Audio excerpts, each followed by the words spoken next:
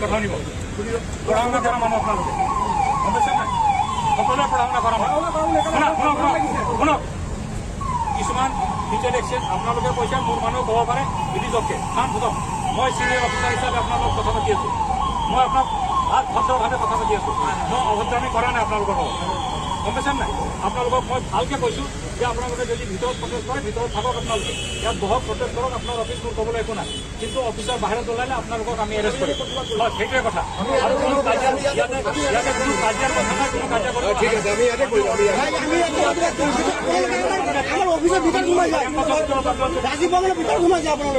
ৰাজীৱ ভৱনৰ ভিতৰত সোমোৱাৰ কাৰণ আছে। আপোনালোকে যেতিয়া মানুহজন দুখ পাইছে তেতিয়া লগে লগে খেদি অহা হৈছে গম পাইছে নাই? ৰাজীৱ ভৱনৰ ভাৰতৰ বাহিৰত নাই, তাতে মই সোমাই যোৱা কোনো অপৰাধ নহয়, কোনো অপৰাধ নহয়। মই কোনো বাহিৰৰ মানুহ নহয়, পুলিচৰ মানুহ মই ইয়াত সোমাইছো। কিয় অপৰাধ হৈছে নেকি? আছে নেকি? তেতিয়াহ'লে কি আপোনাক গ্ৰেপ্তাৰ কৰিছো নেকি? মই তেতিয়াহ'লে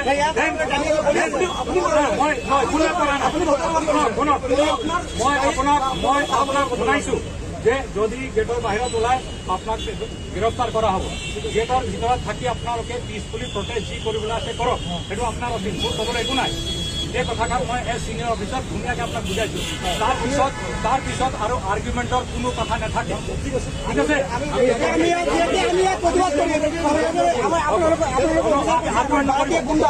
আৰ্গুমেণ্ট নকৰিব সকলো নহয়। এই কথাৰ পিছত আৰু মই আৰ্গুমেণ্টৰ কথা নাথাকে। হিমন্ত বিশ্ব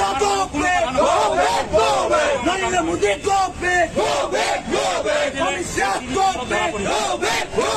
অমিত শাহ মুৰ্দাবাদ, নৰেন্দ্ৰ মোদী মুৰ্দাবাদ, বিজেপি চৰকাৰ মুৰ্দাবাদ, কংগ্ৰেছ পাৰ্টি জিন্দাবাদ। কথা নিব পঢ়া শুনা কৰা মানুহ আপোনালোকে গম পাইছে নাই? সকলোৱে পঢ়া শুনা কৰা মানুহ। শুনক কিছুমান ডিটেইল এক্সেন আপোনালোকে কৈছে মোৰ মানুহ ক'ব পাৰে বিধিজকে কাম খতম। মই চিনিয়ৰ অফিচাৰ হিচাপে আপোনালোকক কথা পাতি আছো। মই আপোনাক ভদ্ৰভাৱে কথা পাতি আছো।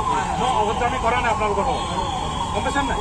আপোনালোকক মই ভালকে কৈছো যে আপোনালোকে যদি ভিতৰত প্ৰটেষ্ট কৰে ভিতৰত থাকক, আপোনালোকে ইয়াত বহক, প্ৰটেষ্ট কৰক, আপোনাৰ অফিচ মোৰ ক'বলৈ একো নাই। কিন্তু অফিচাৰ বাহিৰত ওলালে আপোনালোকক আমি এৰেষ্ট কৰিম। সেইটোৱে কথা।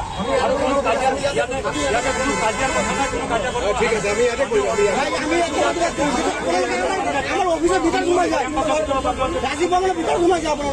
ৰাজীৱ ভৱনৰ ভিতৰত সোমোৱাৰ কাৰণ আছে। আপোনালোকে যেতিয়া মানুহজন দুখ পাইছে তেতিয়া লগে লগে খেদি অহা হৈছে গম পাইছে নাই? ৰাজীৱ ভৱন ভাৰতৰ বাহিৰত নাই, তাতে মই সোমাই যোৱা কোনো অপৰাধ নহয়, কোনো অপৰাধ নহয়। মই কোনো বাহিৰৰ মানুহ নহয়, পুলিচৰ মানুহ মই ইয়াত সোমাইছো। কিয় অপৰাধ হৈছে নেকি? আছে নেকি? তেতিয়াহ'লে কি আপোনাক গ্ৰেপ্তাৰ কৰিছো নেকি? মই তেতিয়াহ'লে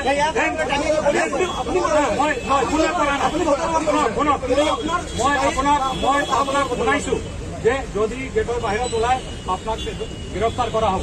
গেটৰ ভিতৰত থাকি আপোনালোকে পিছপুলি প্ৰটেষ্ট যি কৰিবলৈ আছে কৰক, সেইটো আপোনাৰ অফিচ, মোৰ ক'বলৈ একো নাই। এই কথাষাৰ মই এজ চিনিয়ৰ অফিচাৰ ধুনীয়াকৈ আপোনাক বুজাইছো। তাৰপিছত আৰু আৰ্গুমেণ্টৰ কোনো কথা নাথাকে। ঠিক আছে,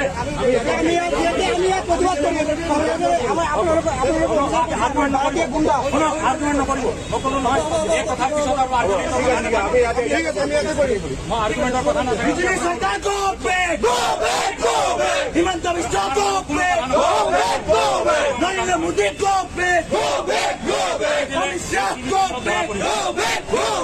অমিত শাহ মুৰ্দাবাদ, নৰেন্দ্ৰ মোদী মুৰ্দাবাদ, বিজেপি চৰকাৰ মুৰ্দাবাদ।